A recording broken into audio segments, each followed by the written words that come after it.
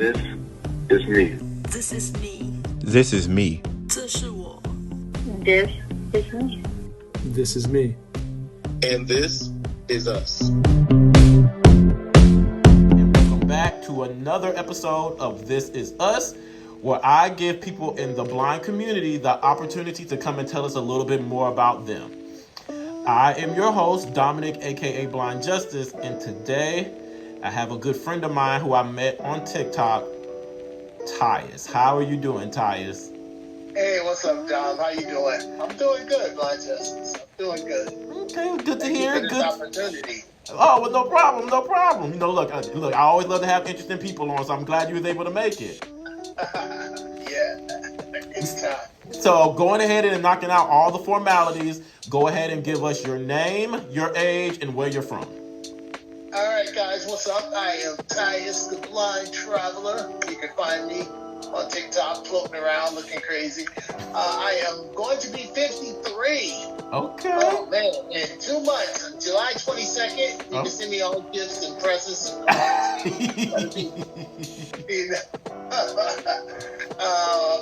yeah, I am. What was the other question? Where are you from? I am from. Originally, I'm from Chicago, Illinois, so I'm a little ghetto. Okay. But I live in Boston. I've been in Boston for 29 years, so I guess I can say that I'm Bostonian now. Yeah, I was gonna say I think accent, but I was gonna say I think you might officially be from Boston now. So that's right. Okay. So if you'll do us a favor and tell us the nature of your blindness and kind of like what you see and how you see. Okay, guys. For years and years and years, since I was, a little kid, I have optic atrophy, and that just simply means when something is atrophied, that just means something's wrong. So something's wrong with my optic nerve, and it's just it gets sicker and sicker, and eventually it's gonna die out. It's caused by, I have neuropathy, which just simply means something's wrong with my nerves. So it's throughout my entire body, but my eyesight is the biggest, casualty, I guess. But I was legally blind most of my life until like a couple of years ago. At the beginning of the pandemic, my eyesight just deteriorated. So now I see a lot of light and dark and shadows. That's about it, and before that, I can see pretty good, Okay. I used the blind cane and everything, but once it deteriorated, I had to relearn how to do everything. So, Gotcha. Go figure. Gotcha. Okay. Well, for those of us who are out there who are like me and are totally blind, can you give us a physical description of yourself? All right, guys. For those of you who can see me, I'm a cute old man. At least that's what my TikTok followers say. Okay. I am 6'8" tall. I am a very large man. I weigh about 270. Okay. I used to be a lot bigger. I have a caramel brown complexion. Okay. People say I have a very nice smile with dimples. I have a salt and pepper beard, which I just got trimmed today just for you guys. Okay, I'm lying. I'm going to a wedding tomorrow, so. Okay. I started wearing sunglasses a couple of years ago, but before that, I just wore glasses. I don't know. People say my face lights up when I smile, so I dress like a bum. Wow. But I don't care. The clothes don't make the man. So that's it. I walk around because of my neuropathy. I have really bad balance, so I use a crutch. I walk with a crutch, and I have a cane. So I use a cane in my left hand and the crutch in my right, and I'm walking around. So I look pretty crazy. So nothing's stopping me. So can we just go back to you said you're 6'8" tall? Yes, I'm a tall man. So like literally, do you have to like duck down to go into like rooms and stuff? If I stood completely straight and walked completely straight up, yes. most doors are about 6'8", so I just barely miss it. But so I end up walking. I crouch down when I go to doorways, just automatically. Because I've had a couple of accidents where, I've been standing in the doorway and then I started to move, and that's the first thing that hits my head. Like, oh wow. Yeah. You have got to be the tallest person that I've ever spoken to, or that is crazy. So, wow. And but I never played basketball. So. That was my next question, right? Yeah. I don't even know how to play basketball, but I'm taller than most basketball players. I'm taller than Michael Jordan. Okay. Okay.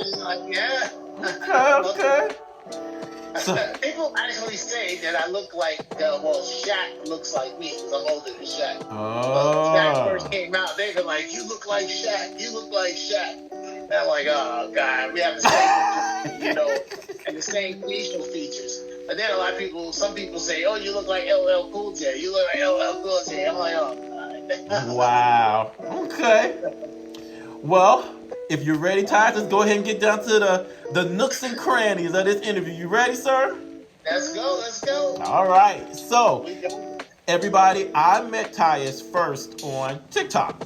And I noticed that he was going live and, doing his morning workouts and all the inspirational stories and stuff like that. And I just had to meet this guy and see what he was all about. So, first question, Tyus, what got you started on TikTok? Oh, man. Okay, so the blind traveler, it's exactly what it says. I'm blind and I like to travel. Okay. So last summer, I was in Mexico. And towards the end of the summer, beginning of August maybe, I was being adventurous and I was going to Walmart to buy some sunscreen. And of course I got to Walmart and I was just like, wow, I'm not going in here because it's so big. But then I heard somebody saying, oh, do you need any help? And I was like, yes. So this guy, he decided to help me. And I put my hand on his shoulder and we went in and we just talked. And he was he turned out to be an influencer. And he is an Instagram influencer and he has a huge following, And he was asking me about my story. So I was just telling him I'm traveling and He was like, God, people would love to hear that. You should start doing this. So I said, okay. So it was funny because we went to lunch the very next day. And he brought his girlfriend along. And, and it was funny because, I couldn't see by this point. And we walking around, and we going, and I thought we was getting an Uber, but she had wanted this van, and this van came and picked us up. And I was like, that's strange, So we went to lunch, and people kept walking up to her, and I was like, what is this all about? Right. Turns out she is a famous Mexican actress, right? and she is beautiful. Her name is Aislinn the Best. And her father is a comedian, Eugenio the Best. So just talking to her and talking to my friend Jonathan, he was like, you should try it. So I was like, okay, I got an Instagram page. So I just started posting posts and see what happens. Okay. And then I started doing TikTok in September. Yeah. So that's how I started. Okay. So me personally, my favorite segment is the motivational quotes and sayings that you give, kind of like that morning. When I tell you, it's been plenty of times that I've listened to that and it's made me want to get up out of bed and start my day. So where do you get your inspiration from some of those sayings and quotes? Well, I do a daily affirmation. Back in maybe late September, I said, I'm going to do that. So I just normally started out with I am this, because I used to listen to affirmations at night just because sometimes you are down and sometimes you need somebody to sort of lift you up. So I would listen to, you are strong, you are powerful, you are beautiful, you are abundant. And I was like, I can do that. So I started doing daily affirmations. And I was just start thinking. I first started out by saying a word like strong, and then I would look for synonyms of the word strong, and I would just say all of them. I am strong. I am able-bodied. I am, But then it started transforming more into sayings and what I felt, what I was feeling that day. So I do my affirmation videos at 4:30 in the morning, because that's when I wake up to get ready to go to the gym, and I do my video. I'm sitting on the side of my bed. I'm sitting here now, and I just say it. I say something, and I've gotten really good at putting hashtags and putting the music on and uploading it. I upload it to TikTok, I upload it to Instagram, and that's it. And I get a lot of people who like them, a lot of people who follow them, a lot of people who comment and tell me, wow, thank you for that. I really need to hear that. Mm-hmm. Yeah. You know, because half the things I say, I need to hear. I need to hear them. Because I didn't know everybody gets down sometimes. I need to hear that I'm beautiful. I need to hear that I'm smart, you know, and I can't tell myself, I can't listen to anyone else. I want to tell myself those things. Absolutely. And I think a lot of times as people, if we can start with ourselves, that's where the foundation of building up who we are, that's where it begins at, is being able to tell yourself those things. Exactly. Yeah. Exactly. Wow. I'm glad I can motivate you sometimes, though. Oh man, when I tell you it's been a couple of mornings and I'll be like, oh, I don't want to go to work. Oh, I don't want to get up. Oh, I just all the way around. And I'm telling you, it's one of those things where it's like, you know, you get motivation from different places, but it's like I'm looking at this video going, Dominic, get up off your behind and, you know, do something. Exactly. He's telling you, yeah. So, like I said, I don't know about anybody else. I'm sure it helps others, but I can only speak for me. But it definitely has done wonders for me. I would definitely say that. So thank you personally for that. Oh, you're welcome. You're welcome. Thank you for the accolades. You know, that's inspiring to me. I'm gonna keep going. I mean, I've done it every day since like September. So that's a lot of months. That's like 7 or 8 months right there. Yeah, absolutely. So one of the things that I also love about you on TikTok is that because you have the capability to go live, a lot of times you will go live while working out and just really talk to the people. And so one of the things that I also love about that is that you seem to get some regulars in your live, but sometimes you get brand new people to come in. So what has the interaction been like since you've been going live? Right. The hardest part about going live is I can't see the comments. And I have to touch the screen to get the screen reader to read the comments. So sometimes I miss them, sometimes I don't. You know, so, but I really like going live because I like talking and just sharing my story. And you're right, I get some regulars that come in all the time, you know, and they want to listen to me and they motivate me. And I do go live every morning, for Monday through Friday when I go to the gym. I do my cardio and then I go and then I lift weights, and I usually go live while I'm lifting the weights. Okay. So that's always fun, you know. So my followers, they help me keep count. I'm like 1, 2, you know, and I'm telling them little things. And, you know, I got one guy who's like a trainer, and he tells me, okay, straighten your legs out when you do it like this and do it this way. And so I love it. You know, so they're helping me. Right. But I sit and I listen to them in between sets, and I read the chat and I talk to them, and I love it. I love it. Yeah. You know, and not a lot of people come in, you know, but enough come in. That's all that matters. So anyone who's listening to this is always welcome to look at me, Tyus, Blind Traveler, and come live with me in the morning. Yeah. You know? Yeah. So, one of the things that I found out about you while visiting your page and all that good stuff is that you actually are a teacher. So, so can you tell us a little bit more about you being a teacher and what exactly it is that you teach? Okay, I am a special needs teacher. I've been teaching for 29 years. You know, I love my job. I like teaching special education because those kids, they need you more. You know, I've taught every grade from kindergarten to post high school.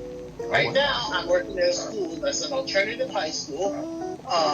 Most of my children, most of my babies, I call them, are over the age of 19. So 19 to 22 years old. And most of them are immigrants from other countries. They come to America and they want to get their high school diploma and they want to learn more English. So they come.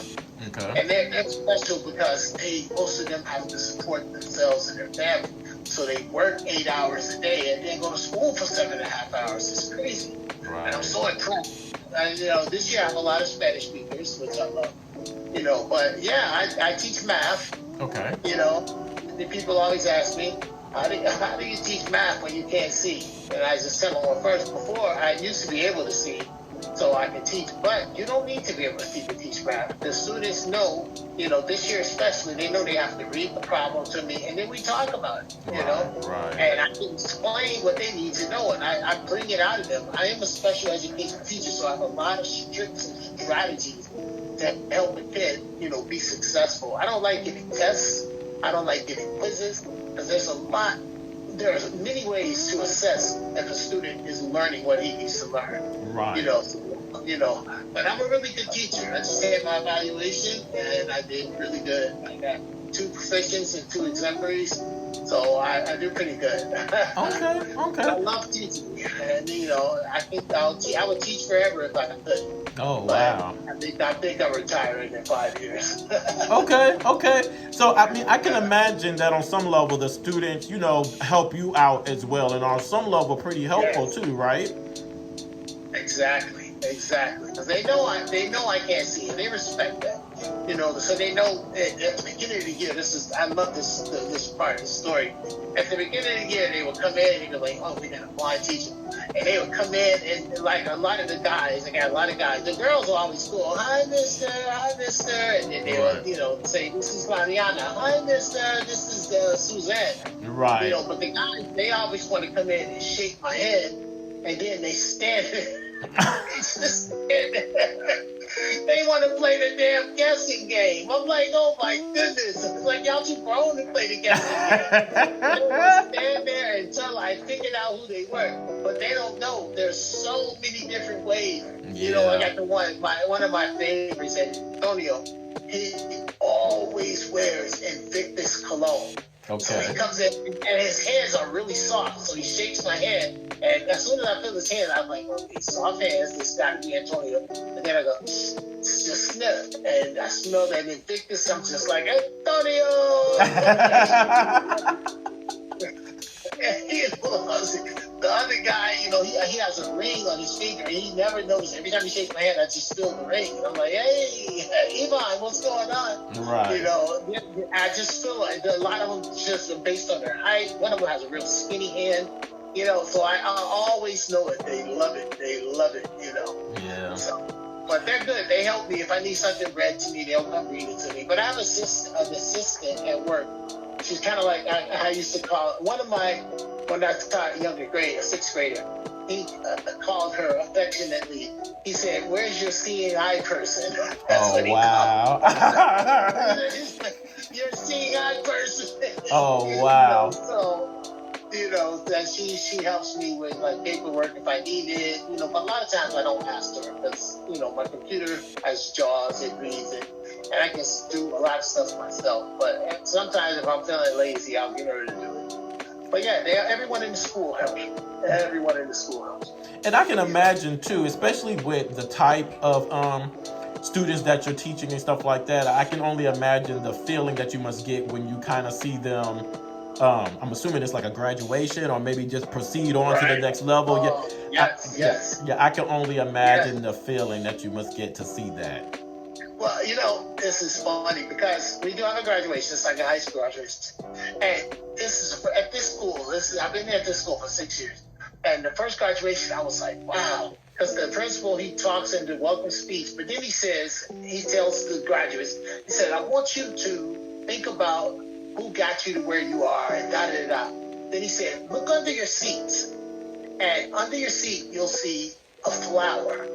I want you to get up and go give that flower to the person who supported you the most. Oh. And I was like, wow. And that first year, I didn't get no roses. I didn't get no flowers. But I said, God damn it, next time I'll get roses. And every year since then, this year, graduation's not much, but for the past 4 years, I get at least 4 roses. Oh. So at least 4 different students will walk up to me and be like, Mister, this is for you. And I love it. And not because I'm their teacher, but because I have a very strong connection with my students. Because they need more than just a teacher. Yeah. They need a friend. Some of them need families. Because remember, they're coming from other countries sometimes. Yeah. And they don't have their family. and I show that I'm always there. They all have my number. They all call me. They all ask me for anything. I visit their homes. I visit their workplaces. That's my favorite thing to do. Visit their workplaces because they always work in restaurants and you can get free food. I've had some delicious 5-star meals. Right. They will give me those roses, and I love it. So this year, I'm trying to think who's gonna give me a rose. I think I should get at least 2. So we'll see. And see, in the beauty, I love it. and although there's a lot of different jobs that I feel like should be like this, but to me, teaching is one of those jobs where if you, in my opinion, if you don't have that passion or that genuine care for humans or kids or adults, whoever it is that you're teaching, then to me, I just feel like it can't be one of those things where you're just going to get a paycheck. You have to, have that emotional attachment and want to see those things. So it's great to hear stories like that. Exactly. I totally agree with that. I love my kids and they love me. Yeah. I call them my baby. It's funny because, I teach, some of the kids are like real thuggish. You get the 21-year-olds and they coming in, they hardcore. All they do is smell like marijuana, they cuss, they do that, and all this stuff. Mm-hmm. But when they come in my classroom, they walk in, I'm like, dude, I said, where's my love? Right. They gotta bring their thuggish ones over there and give me a hug. Give me a hug. It's so funny. These thugs walking in, they give the teacher a hug. Right. I'm like, when you're in here, you got a thug. You my baby. That's who you are. Right. My little girl. I'm always gonna be older than you. Right. I love it. I love teaching. Yeah. So another thing, and I'm sure everybody has heard it when you first started the interview, the blind traveler. So, obviously, I'm assuming, like you said, when you told the story about going into Walmart, I'm assuming, and wanting to travel. Where all have you been, and where is your favorite place to travel to? Oh my God. I have been to 21 countries. And starting in the year 2000, I traveled every year. So starting in the year 2000, I've been to 21 countries. My favorite place to go to is Australia. Really? I've been to Australia 18 times. Matter of fact, right before this meeting, I just talked to my good friend in Australia. I haven't been there since COVID, but I'm planning on the trip there next year. But, I've been there 18 times. But not for the whole summer. I would go, because as a teacher, I get the summer off. Right. So I would leave beginning of July and come back at the end of August. Okay. So I spent 6 weeks in Australia. Australia and New Zealand. Visiting my friend. She's more family now. So, and it's funny. I for the people who actually can see, I'm not gonna get naked for you guys. We gotta keep it G-rated. We gotta keep it PG. Gotta keep it PG. If you look at my arms, you can see tattoos. Okay. So I consider myself as the human passport. So every country that I visit, I get a tattoo. So I have a lot of tattoos. So I said I visited 21 countries, including the United States. But strangely enough, the United States is the only country I do not have a tattoo from. I don't want a United States tattoo. But I get a tattoo in every other country. And just to remind me of the time that I've been there. Right. I love my tattoos. I can't see them anymore, but they're beautiful. I have them everywhere. I have a total of 34 tattoos. Because sometimes I get more than one in the country, But I have 34 tattoos all over my body. And that's the rule. And then there's another interesting story. In the tattoos, my very first tattoo, I don't know if you can see it, it's on my arm. And it is my name in Hebrew. Because I was in Israel. Okay. That was my first international trip, was Israel. Okay. And I got my name in Hebrew. And that started the trend. Every tattoo I get, I put my name inside of it. Every single one. So you can read my name in all of my tattoos. And they're hidden. That's the thing. I don't want people walking up and just saying my name. They're hidden. Right. So it's funny. My goddaughters, who were babies when I started traveling, and they've been traveling their whole life. Every time I come back, and where's your tattoo, finally? Where's your tattoo? And they want to read and look and search for my name. For your name. It's always a fun little thing for them. I see it. I just laugh, But now I don't have a lot of room left, and I know next year I might have 2 different countries planned to visit, so I have to find room for 2 more tattoos in Greece and in Korea, So Wow. But I travel every summer because I have the summer off, and there's an interesting story that got me traveling. Was when I was in the year 2000. That was my first trip to Israel. Actually, my second trip to Israel. I went to Israel twice that year. And I was there in the summer, and my birthday's in the middle of the summer. So I remember I was taking a class, and the woman that was teaching it, she came and picked me up on my birthday at like 3 a.m. And we drove it was in Israel, we drove to the Dead Sea. And I remember sitting out on the rocks of the Dead Sea, and my friends were out in the water, and it was just so beautiful. And I was watching the sunrise over the Dead Sea. It was incredible.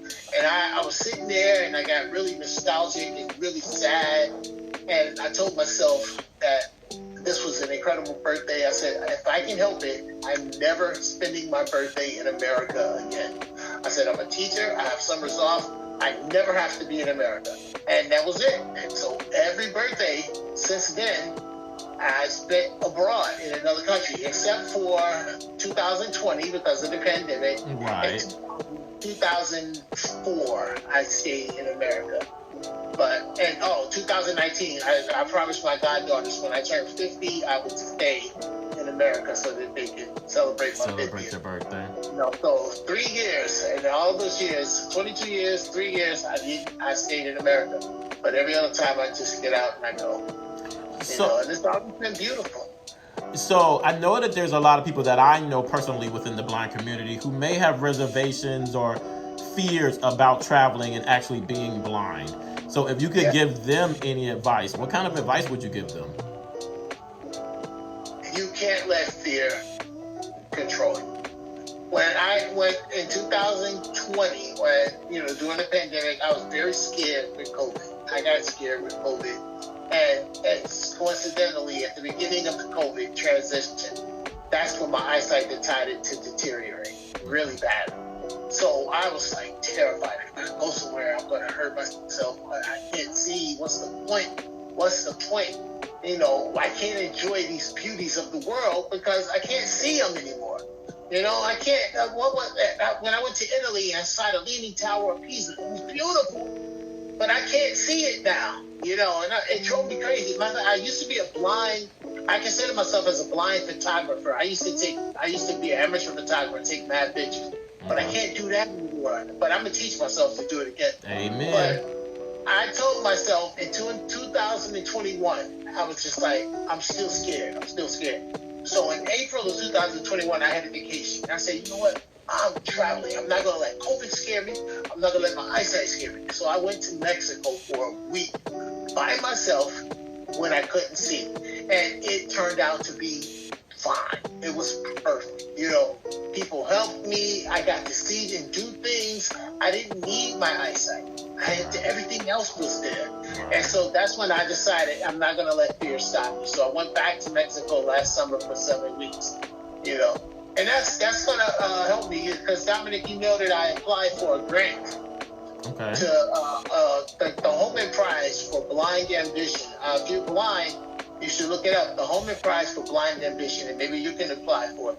But it's a $25,000 grant to go do something that shows that you're not going to be stopped by your eyesight, So I have to do a proposal, I have to do a budget, all of that stuff, I'm waiting to hear back to see if I'm a finalist. I have another week or so to wait. But my proposal was that I wanted to travel to these different places around the world, and I wanted to show the blind community that you don't need your eyesight You got 4 other senses. You can hear, you can smell, you can taste, and you can touch. That's and right. you can enjoy your trip with those 4 things. That's right. So if I get this grant, I'm going to go to 5 different countries, and I'm going to do things with all of my other senses, and I'm going to do YouTube videos so people can see what I'm doing, you know. So yeah, so I encourage you, just don't let you fear. You know how to walk. You have your cane. Yeah. Your cane is the extension of your eyes.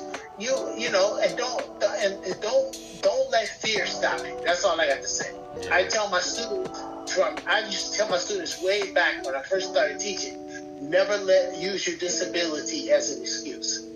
Never use your disability as an excuse. You know, and they used to be like, "Oh, okay, mister, you know, I'm blind, but I can do anything I want to do. Anything you can do, I can do. I just have to figure out a different way of doing it." Do it. There you go. I encourage you, get out there. Just get out there, travel. So, you know, when you travel with me if you want. I was just gonna say, you know, when you win that grant, sir, I'm gonna be raising my hand, going, you know, can you take your good buddy Dominic with you? Exactly. Right.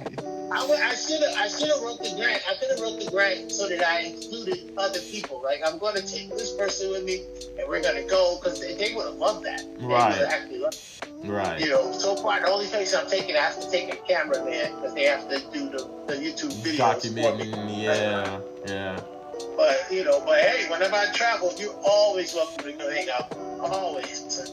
All right, now. Come join you guys, the Blind Titans. I'm going to come join you guys. Well, look, you always are welcome to come join us, too. Tyus is crazy. We don't want that to come. So, all right, blind traveler, we have made it to that portion of the interview where I allow you to ask me anything you want, and I'm going to be open, honest, and transparent. So, okay. What would you like to ask Blind Justice? What can I ask Blind? I'll go real simple. Okay. Why Blind Justice? Why? What's the story behind that? So, growing up, I was always a comic book fan, comic book geek, all of those wonderful things. Again, rest in peace to Stan Lee. That's my idol, you know, all of those wonderful things. So, but one of my favorite cartoon series or comic book series was the X-Men. I felt like it was so symbolic because it kind of spoke about somebody being in the middle of 2 different opposing sides. You know, being a mutant and having to fight against those who don't understand that you're a mutant, but then also having to fight against those who are mutants and don't understand that you're trying to create peace within the community. So, right. So because of that, stuff like that just always really just inspired me, and just the whole entire comic book culture and just all of that.